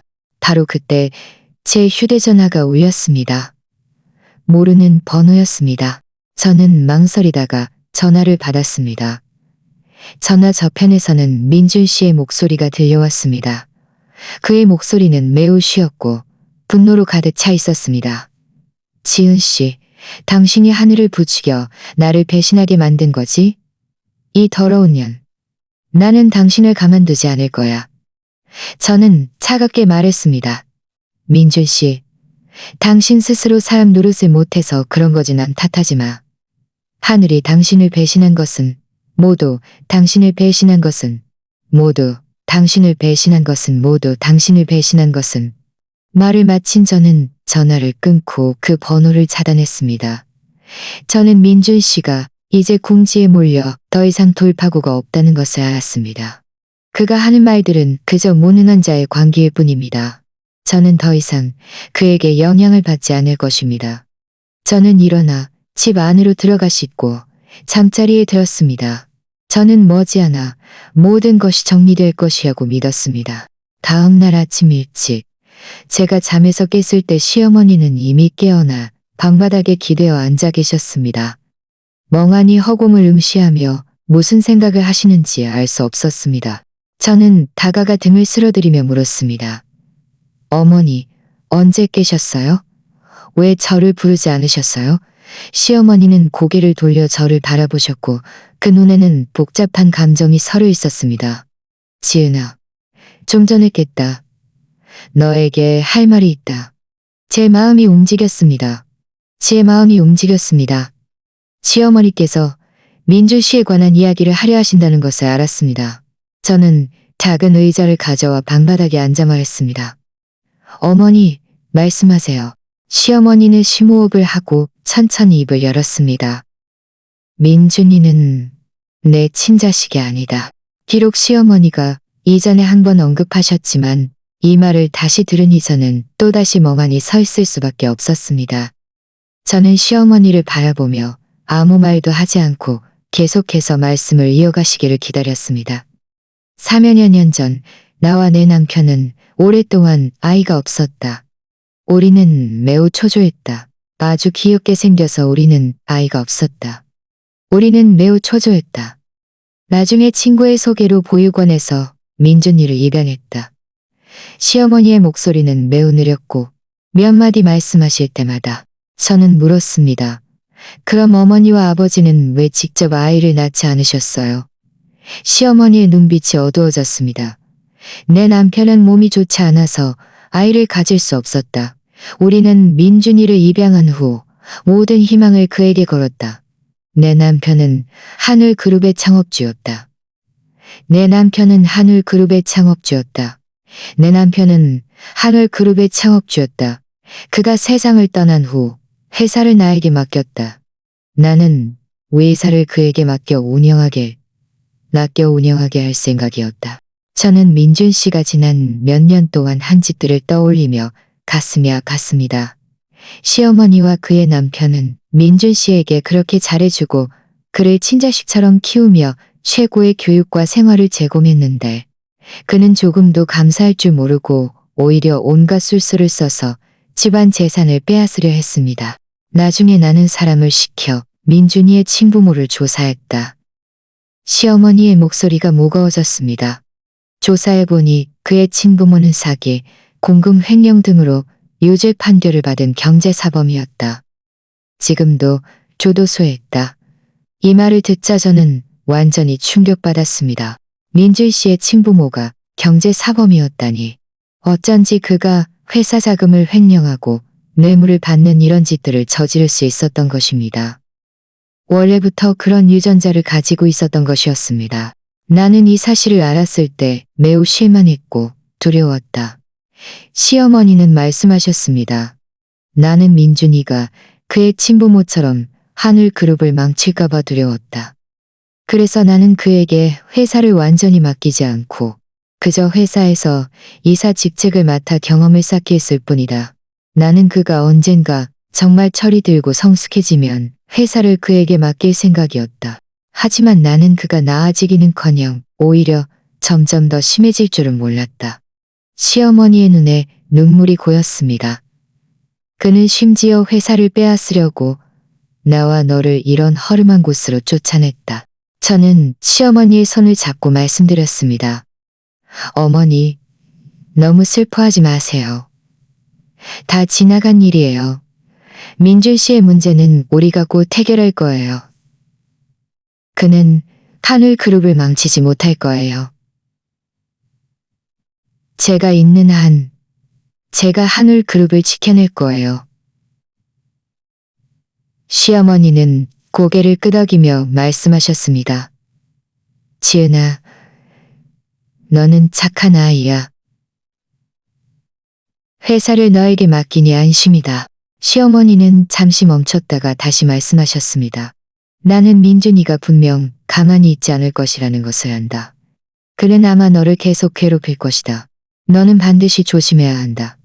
저는 말했습니다. 어머니, 걱정하지 마세요. 제가 조심할게요. 김 실장님이 저를 보호해 주실 거예요. 회사 원로 임원진들도 저를 지지할 것이고요. 민준 씨는 이제 궁지에 몰려 더 이상 큰 소리 낼 수 없을 거예요. 말하고 있는데 제 휴대전화가 울렸습니다. 김 실장님에게서 온 전화였습니다. 저는 전화를 받아 말했습니다. 김 실장님, 무슨 일이에요? 김 실장님의 목소리가 들려왔습니다. 지은 대표님, 큰일 났습니다. 민준 씨가 회사에 와서 난동을 부리고 있습니다. 대표님께 따지러 왔다고 합니다. 저희가 경비원들을 시켜 막았지만 그가 매우 흥분해서 계속 소리 지르고 있습니다. 저는 눈살을 찌푸리며 말했습니다. 알겠습니다, 김 실장님. 제가 지금 바로 그곳으로 갈게요. 전화를 끊고 저는 시어머니께 말씀드렸습니다. 어머니, 민준 씨가 회사에 가서 난동을 부리고 있어요. 제가 서둘러 가봐야겠어요. 시어머니는 걱정스러운 목소리로 말씀하셨습니다. 지은아, 조심해라. 저는 말했습니다. 어머니, 걱정하지 마세요. 제가 잘할게요. 저는 빠르게 씻고 옷을 갈아입은 후 서둘러 낡은 집을 떠나 택시를 타고 회사로 향했습니다. 길을 가면서 저는 민준 씨가 지금 회사에서 난동을 부리는 것은 분명 자포자기 심정일 것이라고 생각했습니다. 저는 이 일을 빨리 해결해야 했습니다. 그가 회사 정상 운영에 영향을 미치게 해서는 안 되었습니다. 회사 건물 아래에 도착하자마자 저는 민준 씨의 고함 소리를 들을 수 있었습니다. 지은 씨, 당장 나와. 이 도둑년. 내 회사를 훔쳐갔어. 너희들 모두 나를 막지 마. 나는 지은 씨를 찾아 따져야 해. 저는 로비로 들어섰고 민준 씨가 경비원 몇 명에게 붙들려 로비 중앙에 서 있는 것을 보았습니다. 그의 머리는 헝클어져 있었고 옷은 엉망이었으며 얼굴은 창백했습니다. 예전에 기세등등했던 민준 이사와는 전혀 다른 초라한 모습이었습니다. 주위에는 많은 직원들이 모여들어 수군거리고 있었습니다. 저는 다가가 차갑게 말했습니다. 민준 씨, 여기서 무슨 난동이에요? 민준 씨는 저를 보자 눈이 붉어졌습니다. 그는 저에게 달려들려고 몸부림치며 말했습니다. 지은 씨, 내 회사를 돌려줘. 그건 내 회사야. 경비원들이 서둘러 그를 붙들었습니다. 저는 그를 바라보며 말했습니다. 민준 씨, 정신 차려. 하늘그룹은 한 번도 당신의 것이었던 적이 없어. 시어머니와 그의 남편이 직접 일궈낸 회사야. 이제 시어머니가 주식을 나에게 양도했으니 내가 한울그룹의 합법적인 상속인이야. 당신은 그저 입양된 사람일 뿐인데, 감히 무엇을, 당신의 회사람일 뿐인데. 제 말은 마치 날카로운 칼처럼 민준 씨의 심장을 찔렀습니다. 그는 멍하니 섰고 그의 얼굴에는 복잡한 표정이 스쳐 지나갔습니다. 분노, 충격, 그리고 약간의 절망. 그는 저를 바라보며 말했습니다. 당신이 내가 입양된 것을 어떻게 알아? 저는 차갑게 비웃었습니다. 당신이, 그는 차갑게 비웃었습니다. 당신이 평센스 있다고 생각했나? 주위의 직원들은 우리의 대화를 듣고 모두 깜짝 놀랐습니다. 수군거림은 더욱 커졌습니다. 그는 바닥에 주저앉아 중얼거렸습니다. 말도 안 돼. 이건 사실이 아니야. 김 실장님이 다가와 말했습니다. 지은 대표님, 이제 어떻게 할까요? 저는 바닥에 주저앉은 민준 씨를 보며 말했습니다. 그를 경찰에 넘기세요. 그는 회사 정상 운영을 방해했고 범죄 혐의도 있습니다. 경찰이 처리하도록 하세요. 김 실장님은 고개를 끄덕이고 휴대전화를 꺼내 경찰에 신고했습니다. 경찰은 곧 도착했고 상황을 파악한 후 바닥에 주저앉은 민준 씨를 바로 데리고 갔습니다. 주위에 모여들었던 직원들도 흥미를 잃고 각자의 자리로 돌아가 업무를 시작했습니다. 저는 민준 씨가 끌려가는 뒷모습을 보며 제 마음에는 아무런 동요도 없었습니다. 이 모든 것은 그가 마땅히 받아야 할 결과였습니다. 김 실장님이 제 옆으로 다가와 말했습니다. 지은 대표님, 많이 놀라셨죠? 제가 이미 각 부서에 통보하여 직원들의 감정을 안정시키도록 했습니다. 회사 정상 운영에는 지장이 없을 것입니다. 저는 고개를 끄덕이며 말했습니다. 고생하셨습니다. 김 실장님. 이 일은 적절하게 처리되었습니다. 저와 김 실장님은 함께 엘리베이터를 타고 28층 사무실로 돌아왔습니다. 막 앉자 비서가 따뜻한 물 한 잔을 가져왔습니다. 저는 한 모금 마시고 숨을 고르며 말했습니다. 김 실장님, 이제 증거가 충분하고 민준 씨의 신분도 밝혀졌으니 이제 최종 정리를 할 때입니다. 김 실장님은 말했습니다. 지은 대표님, 무슨 말씀이신지 알겠습니다. 제가 이미 법무팀에 연락하여 모든 증거를 정리하고 최대한 빨리 사법기관에 제출하도록 했습니다. 또한 제 부하 직원들에게 회사 내 민준 씨의 측근들을 조사하도록 했습니다. 그들을 정리할 준비를 하고 있습니다. 저는 말했습니다. 좋아, 증거 제출은 반드시 빨라야 해. 민준 씨에게 어떤 공모나 증거인멸의 기회도 줘서는 안 돼. 그의 측근들은 구별해서 처리해야 해. 그저 그에게 속아 넘어갔을 뿐 범죄에 가담하지 않은 사람들은 경고만 하고 넘어가도 돼. 하지만 그를 적극적으로 돕고 회사 이익을 침해한 사람들은 반드시 엄중하게 처리해야 해. 김 실장님은 고개를 끄덕이며 말했습니다. 대표님, 걱정하지 마십시오. 제가 잘 판단하여 처리하겠습니다. 그는 잠시 멈췄다가 다시 말했습니다.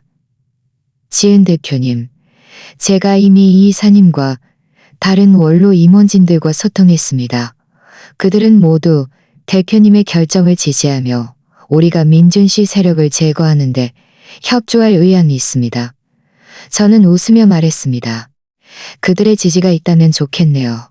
우리는 최대한 빨리 주주총회를 정식으로 합니다.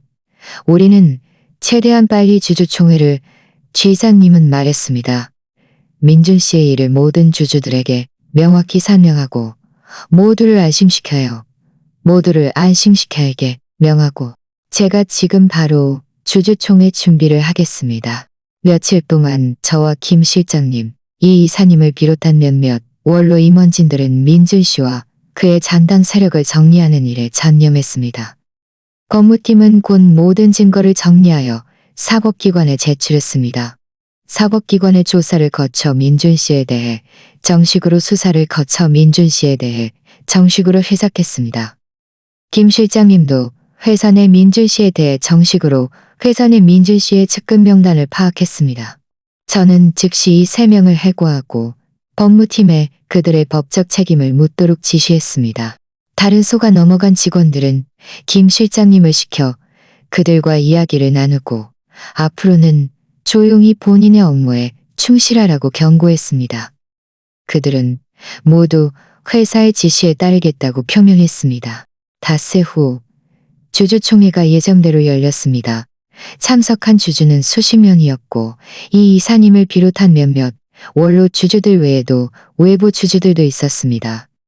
저는 주빈석에 앉아 아래에 앉은 주주들을 보며 마음이 매우 평온했습니다. 김 실장님이 먼저 주주들에게 회사의 최근 운영 상황을 보고했습니다.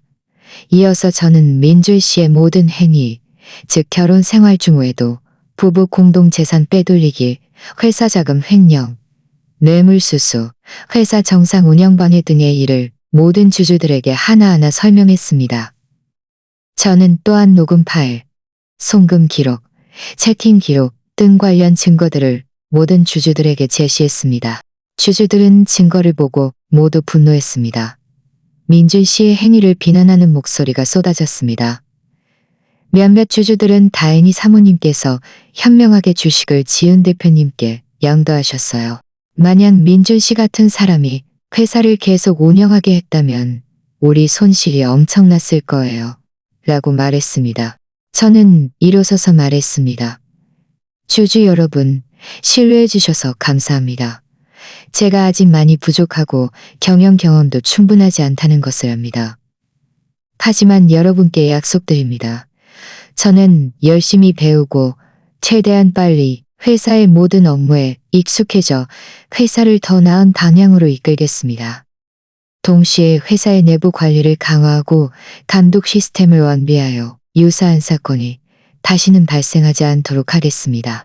제 말이 끝나자마자 아래에서는 열렬한 박수 소리가 터져 나왔습니다. 이 이사님은 일어서서 말했습니다. 저는 지은 대표님을 지지합니다.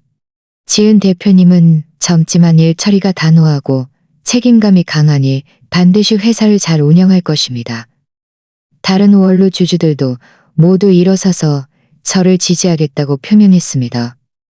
외부 주주들도 원로들이 모두 저를 지지하는 것을 보고 모두 제가 회사의 회장직을 맡는 것을 보고 그렇게 저는 한울그룹의 회장으로 정식으로 선출되었습니다. 회의가 끝난 후 많은 주주들이 자발적으로 다가와 저에게 인사를 건네고 회사의 미래 발전 방향에 대해 논의했습니다. 저는 한 분 한 분과 대화하며 그들의 의견을 진지하게 경청했습니다. 주주들의 신뢰 가득한 눈빛을 보며 제 마음은 자신감으로 가득 찼습니다. 저녁에 저는 낡은 집으로 돌아와 회장으로 선출된 소식을 시어머니께 말씀드렸습니다. 시어머니는 듣고 매우 기뻐하시며 말씀하셨습니다. 지은아, 잘했다.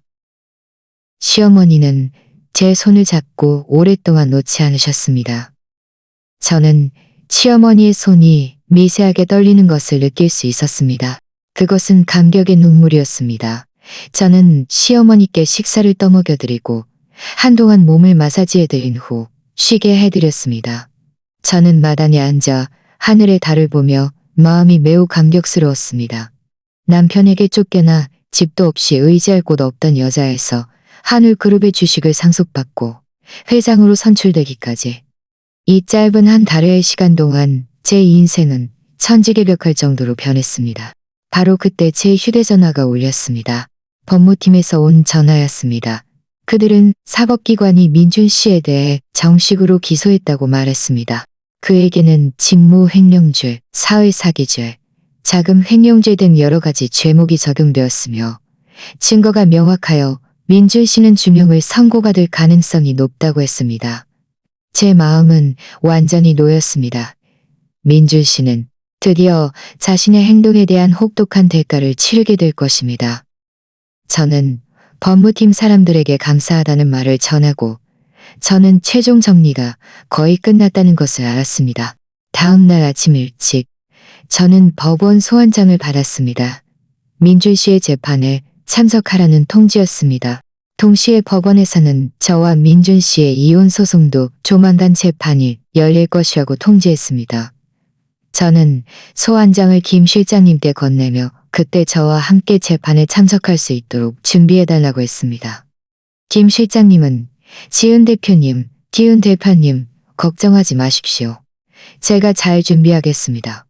제가 잘 준비하겠습니다. 이혼 소송은 제가 잘 준비하겠습니다. 이혼 소송은 제가 재산을 적게 받거나 아예 받지 못하게 할 잡니다. 이전에 수집한 민준 씨의 외도 및 재산 빼돌린 증거가 있습니다. 저는 말했습니다. 고생하셨습니다. 김 실장님. 저는 앞으로 2번의 중요한 재판이 저를 기다리고 있다는 것을 알았지만 이미 준비를 마쳤습니다.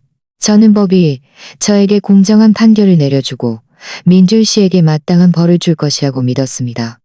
저는 사무실로 들어가 회사 업무를 줄 것이라고 믿었습니다. 저는 사무실로 들어가 회사 업무를 처리하기 시작했습니다. 비록 아직 해야 하기 시작했습니다. 비록 아직 해야 할 일이 많았지만 저는 제가 꾸준히 노력하고 뭐든 이루거나 두려워하지 않았습니다. 민준 씨의 재판은 4일 후에 열렸습니다. 그날 저는 아주 일찍 일어났습니다. 김 실장님은 변호사와 함께 회사 건물 아래에서 저를 기다리고 있었습니다. 저는 단정하고 깔끔한 검은색 정장을 입고 있었습니다. 차에 오르기 전 저는 낡은 집에 전화하여 시어머니를 돌보는 간병인에게 잘 봐달라고 했습니다. 간병인은 시어머니를 돌보는 간병인에게 정신적으로 매우 건강하시며 저에게 걱정하지 말고 법원 안에는 사람이 많았습니다. 저는 법정으로 들어서자마자 민준 씨를 보았습니다. 그는 죄수복을 입고 수갑을 찬 채 머리는 헝클어져 있었고 얼굴은 누렇게 떠 있었습니다. 예전에 기세등등했던 민준 이사와는 전혀 다른 초라한 모습이었습니다.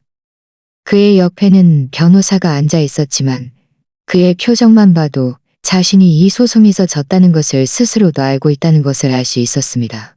그의 눈에는 원망이 가득했지만 동시에 약간의 절망감도 서려 있었습니다. 재판이 시작된 후 검사는 민준 씨의 죄목을 하나하나 낭독하고 백하늘이 제공한 녹음 파일, 송금 기록, 회사 내부의 재무 증빙 자료, 그리고 그가 회사 운영을 방해한 CC, EB 녹화 영상 등 방대한 증거들을 제시했습니다. 모든 증거는 명백하고 부인할 수 없었습니다. 민준 씨의 변호사는 전혀 반박할 수 없었고 그저 민준 씨가 한때 어리석었을 뿐이라는 궁색한 변명만 늘어놓았습니다. 민준 씨가 발언할 차례가 되자 그는 갑자기 감정이 격해져 저에게 소리쳤습니다. 지은, 다 당신 때문이야. 당신만 아니었으면 내가 어떻게 이렇게 됐겠어? 하늘그룹은 원래 내 것이었어. 판사는 법봉을 두드리며 조용히 하라고 경고했지만 민준 씨는 듣지 않는 듯 계속해서 소리쳤습니다. 결국 법정 경찰이 그를 강제로 제압했습니다. 재판은 2시간 남짓 진행된 후에야 끝났습니다. 판사는 즉석에서 민준 씨에게 직무횡령죄, 사회사기죄, 자금횡령죄 등 여러 가지 죄목으로 유죄를 선고하고 징역 7년형을 선고했습니다. 또한 개인 전 재산을 몰수하고 하늘그룹의 경제적 손실 5억만 위안 이상을 배상하라고 판결했습니다. 판결을 듣는 그 순간 제 마음속에 걸려있던 돌덩이가 드디어 내려앉았습니다. 정의는 늦을지언정 결코 오지 않는 법은 없습니다. 민준 씨는 판결 결과를 듣고 피고인석에 그대로 쓰러져 중얼거렸습니다. 말도 안 돼. 말도 안 돼. 저는 그를 더 이상 보지 않고 김 실장님과 변호사를 따라 법정을 나섰습니다. 밖에는 햇살이 따사롭게 비치고 있었습니다. 김 실장님은 웃으며 말했습니다. 지은 대표님, 축하드립니다. 모든 것이 끝났습니다. 저는 고개를 끄덕이며 오랜만에 미소를 지었습니다. 이혼 소송 재판은 일주일 후에 열렸습니다. 민준 씨의 결혼 생활 중 외도 및 재산 빼돌린 증거가 명확했기에 법원은 곧 판결을 내렸습니다. 저와 민준 씨의 이혼을 허가하고 부부 공동 재산은 모두 제가 소유하게 되었습니다. 민준 씨는 중대한 과실이 있었기에 어떤 재산도 분할받지 못하게 되었습니다. 이혼 판결문을 받는 그 순간 저는 완전히 안도의 한숨을 쉬었습니다. 오늘부터 저와 민준 씨는 더 이상 아무런 관계도 없었습니다. 모든 법적 절차를 처리한 후 제가 가장 먼저 한 일은 사람을 시켜 낡은 집을 새로 단장하는 것이었습니다. 비록 제가 앞으로 그곳에서 오래 살지는 않겠지만 그곳은 시어머니가 생활하셨던 곳이자 제 인생의 가장 밑바닥 시기에 피난처가 되어주었던 곳이었습니다. 새로 단장한 낡은 집은 원래의 운치를 간직하면서도 깨끗하고 단정해졌습니다.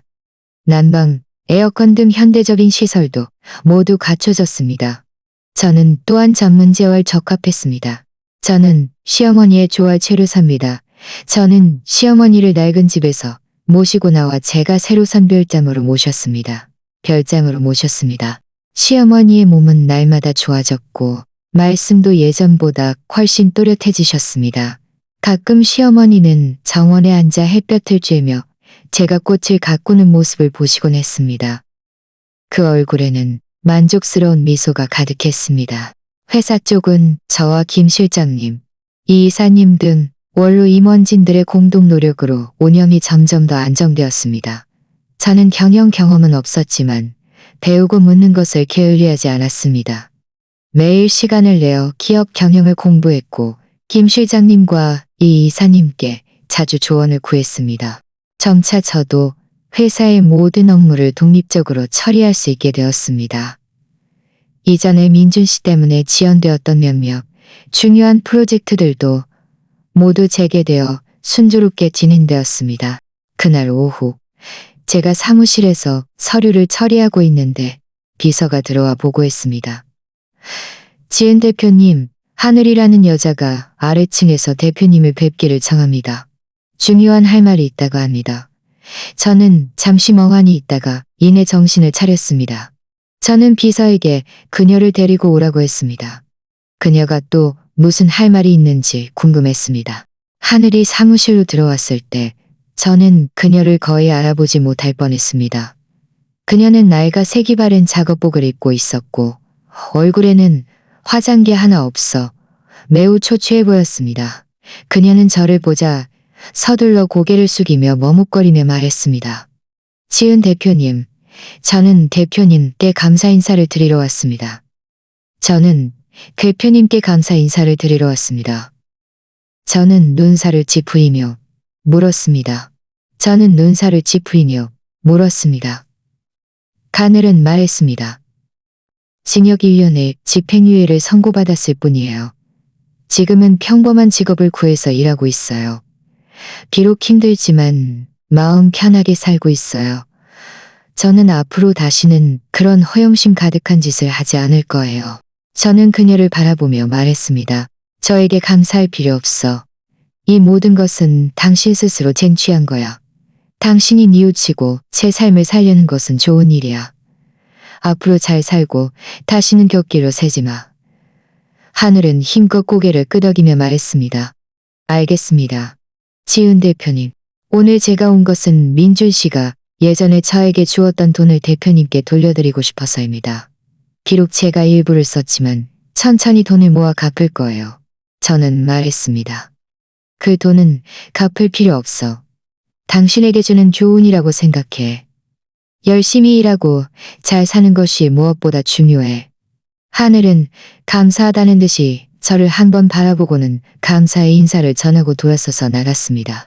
그녀가 떠나는 뒷모습을 보며 제 마음에는 아무런 동요도 없었습니다. 그녀와 민준 씨의 결말은 모두 그들 스스로 선택한 것이었습니다. 다른 누구도 탓할 수 없었습니다. 시간이 흐르고 제 삶은 점점 더 충만해졌습니다. 매일 아침 저는 먼저 시어머니를 찾아뵙고 함께 아침 식사를 한 후 회사로 출근했습니다. 저녁에 퇴근하고 돌아오면 시어머니와 함께 산책하고 회사 이야기도 나누었습니다. 주말에는 시어머니를 모시고 근처 관광지에 가서 산책하며 마음을 편안하게 해드렸습니다. 어느 날 시어머니가 갑자기 제 손을 잡고 말씀하셨습니다. 지은아, 너는 아직 젊으니 좋은 남자 만나서 잘 살아라. 저는 웃으며 말했습니다. 어머니, 저는 지금 이대로도 좋아요. 어머니와 회사가 있으니 저는 아주 만족해요. 감정 문제는 인연에 맡기면 돼요. 시어머니는 고개를 끄덕이며 말씀하셨습니다. 그래, 인연에 맡겨라. 하지만 너무 힘들게 살지 마라. 저는 시어머니의 손을 잡고 말씀드렸습니다. 알겠습니다. 어머니, 걱정하지 마세요. 제가 저 자신을 잘 돌볼게요. 6개월 후, 한울그룹은 저의 지휘 아래 매출이 꾸준히 성장했고, 몇 가지 새로운 사업 분야를 개척하여 모든 주주들의 만장일치, 인정을 받았습니다. 시어머니의 몸도 많이 회복되어 이제는 스스로 천천히 걸으실 수 있었고, 말씀도 훨씬 또렷해지셨습니다. 그날 오후 회사에서 연례 행사를 개최하여 많은 협력업체와 업계 전문가들을 초청했습니다.